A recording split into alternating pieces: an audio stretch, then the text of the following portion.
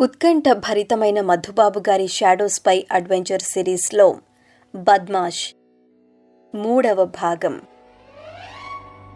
అడుగో అడుగడుగో, పట్టుకోండి, చంపండి అన్న కేకలతో మార్మోగిపోయింది ఆ నిశ్శబ్ద నిశీధి. కళ్ళు మూసుకొని ప్రహరీ గోడ అవతలగా ఉన్న బురదగుంటలో పడ్డాడు షాడో. పడిన వెంటనే లేచి ఎదురుగా కనిపించిన సందులో దూరాడు. కోతుల్లా ప్రహరీనెక్కి బురదగుంటలోకి దూకేశారు అనేక మంది దృఢకాయలు. పట్టిన పట్టును వదలకుండా ఆకాశం బ్రద్దలైపోయేలా అరుస్తూ అతన్ని వెంటాడటం ప్రారంభించారు. సందు తర్వాత సందుగా 4 సందుల్ని క్రాస్ చేశాడు షాడో. వెంబడిస్తున్న వారి సంఖ్య క్షణక్షణానికి ఎక్కువవుతున్నదని గ్రహించటానికి ఎంతో వ్యవధి అతనికి అవసరం లేకపోయింది. విప్లవకారుడు తప్పించుకున్నాడన్న మాటను విన్న ప్రతి పౌరుడు కర్రనో కత్తినో పట్టుకొని చేజింగ్లో పాల్గొంటున్నాడు. 2 నిమిషాల తరువాత ఉన్నట్లుండి ఒక పెద్ద బంగ్లా ముందు అంతమైపోయింది షాడో అనుసరిస్తున్న సందు.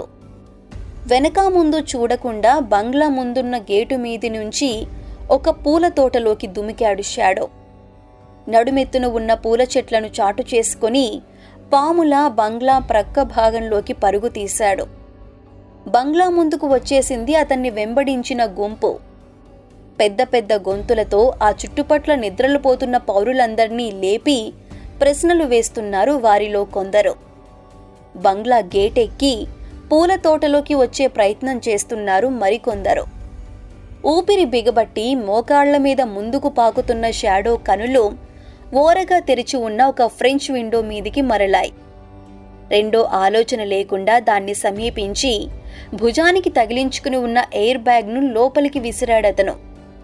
తన బాధల్ని గమనించి ఆ మార్గాన్ని చూపించిన భగవంతుడికి కృతజ్ఞతాభివందనాలు అర్పించుకుంటూ విండో తలుపుల్ని పట్టుకుని తను కూడా లోపలికి దూరాడు. దూరిన మరుక్షణం అతని ముందు ప్రత్యక్షమైంది మరొక పెద్ద ప్రమాదం. అతను విసిరిన ఎయిర్ బ్యాగ్ని వాసన చూస్తోంది పెద్ద పులి వంటి బ్లడ్ హౌండ్ ఒకటి. అతన్ని గమనించగానే భీకరంగా నోరు తెరిచి ఒక్కసారిగా గాలిలో ఎగిరింది. తన పని అయిందనే భావించాడు షాడో. వెనుతిరిగి విండో సందులో నుంచి బయటికి దూకే వ్యవధి లేదు. వెనుతిరిగిన మరుక్షణం మెడను పట్టుకుని గుడ్డ పీలికలను చింపినట్లు చీరేస్తుంది ఆ శునకం. అప్రయత్నంగా కుడికాలి బూటు మీద పడింది అతని చేయి. బూటుకు అడ్డంగా బిగించి ఉన్న డాగర్ని వేగంగా బయటికి లాగి ఆ శునకం కేసి గురిపెట్టాడు. అదే సమయంలో ఆ గదిలోకి వచ్చాడు ఒక వృద్ధుడు.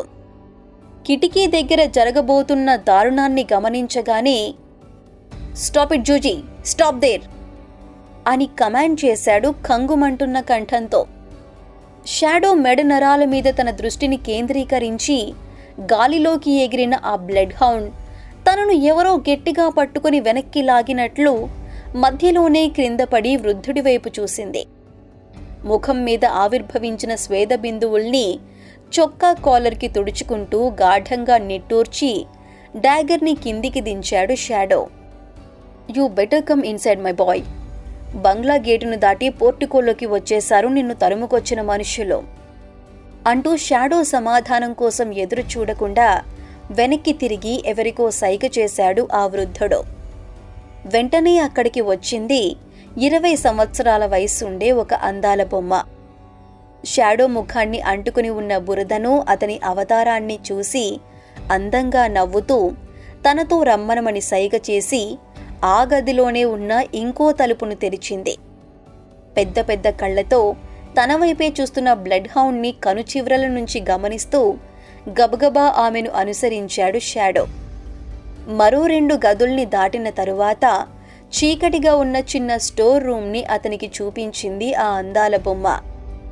"ఇందులో కూర్చో మిస్టర్, వాళ్ళు వెళ్ళిపోగానే నిన్ను పిలుస్తాను" అంటూ వెనుతిరిగి చిన్నగా విజిల్ వేసింది. విజిల్ శబ్దం ఆమె పెదవుల్ని దాటి పూర్తిగా బయటికి రాకముందే రాకెట్లా అక్కడికి దూసుకువచ్చింది Juji. "Guard this gentleman Juji, ఎవరినీ ఇక్కడికి రానీయకు" అంటూ దాని తల నిమిరి అవతలికి వెళ్ళిపోయిందా సుందరి.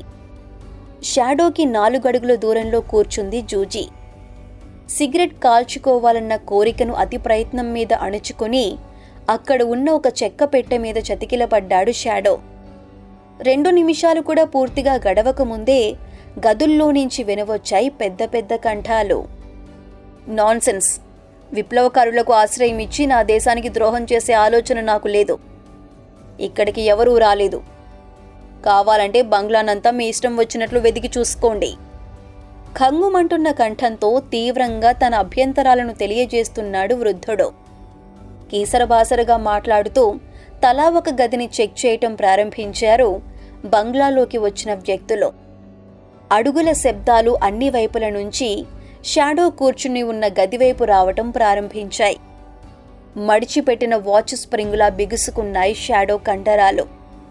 అప్రయత్నంగా క్రిందికి దిగి డాగర్ని బయటికి లాగింది అతని కుడి చేయి.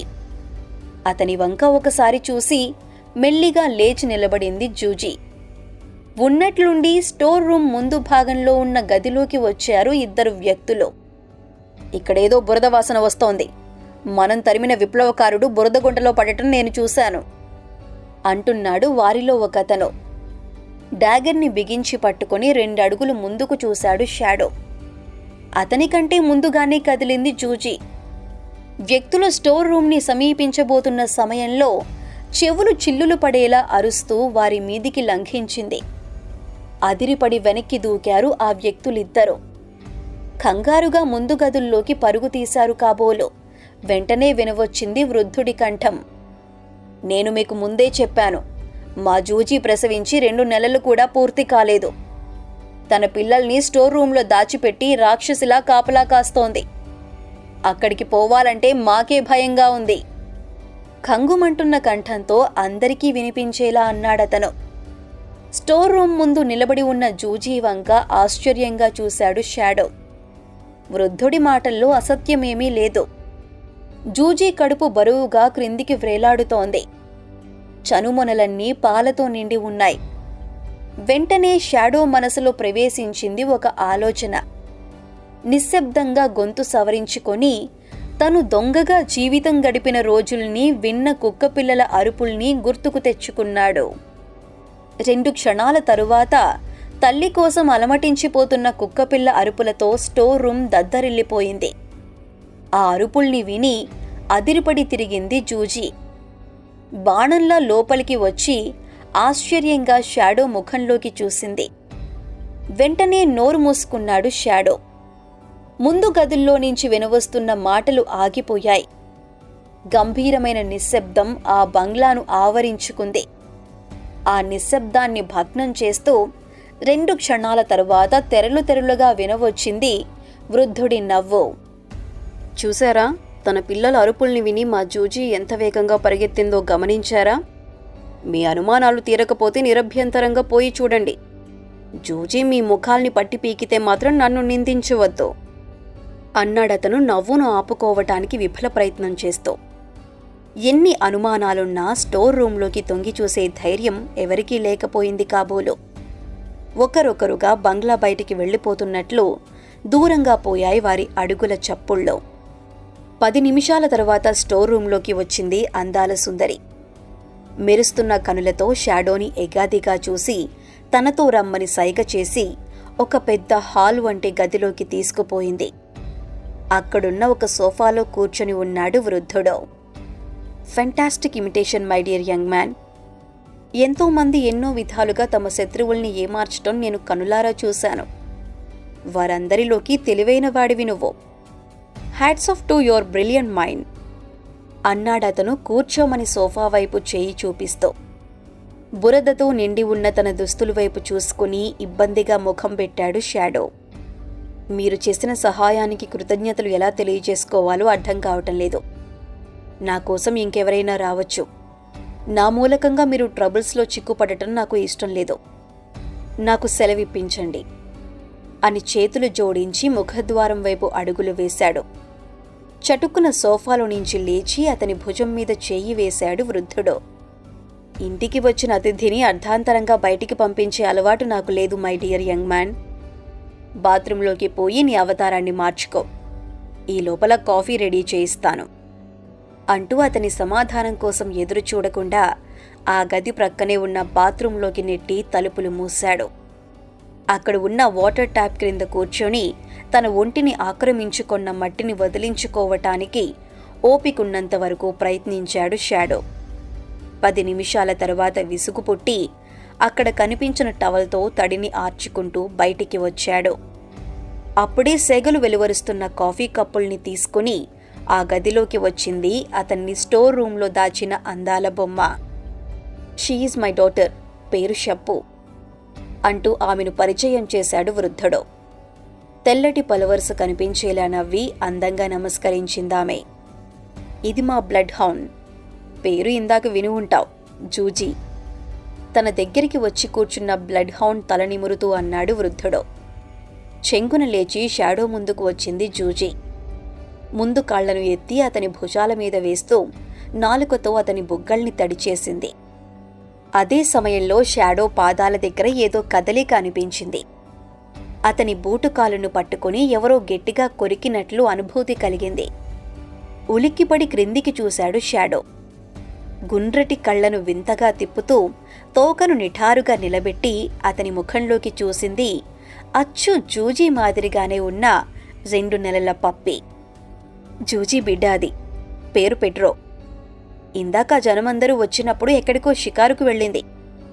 ఇక్కడే ఉన్నట్లయితే ఏదో ఒక గొడవ ఖచ్చితంగా జరిగి ఉండేది. ఒట్టి గడుగ్గాయి, నవ్వుతూ అన్నది వృద్ధుడి కుమార్తె. ఒక్క గంతులో షాడో ఒళ్ళోకి దూకింది పెడ్రో. తల్లిని అవతలికి నెట్టి అతని షర్ట్ను పట్టుకుని భుజాల మీదికి ఎక్కే ప్రయత్నం చేసింది.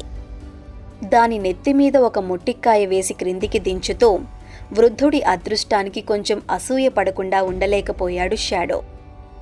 బాలీ ఐలాండ్స్లో తప్ప ప్రపంచంలో మరెక్కడా కనిపించని సమురాయ్ జాతికి చెందిన హంటింగ్ డాగ్ జూజీ.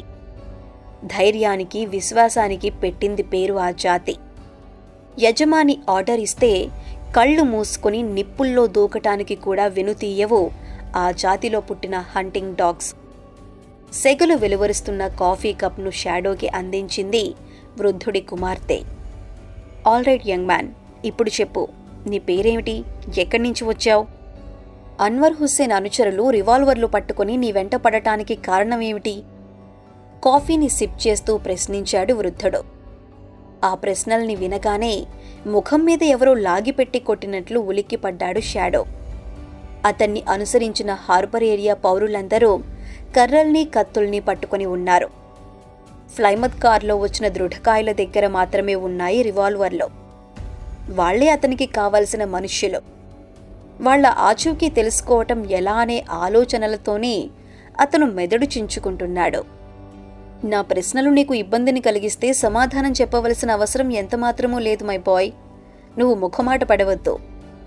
షాడో ఆలోచనల్ని గమనించి వెంటనే అన్నాడు వృద్ధుడు. విల్ పవర్నంతా కూడగట్టుకుని తన మనసులో తలెత్తిన ఆతృతను అణిచిపెట్టుకున్నాడు షాడో. కాఫీ కప్ను ఖాళీ చేసి క్రింద పెడుతూ తన పేరు చెప్పాడు.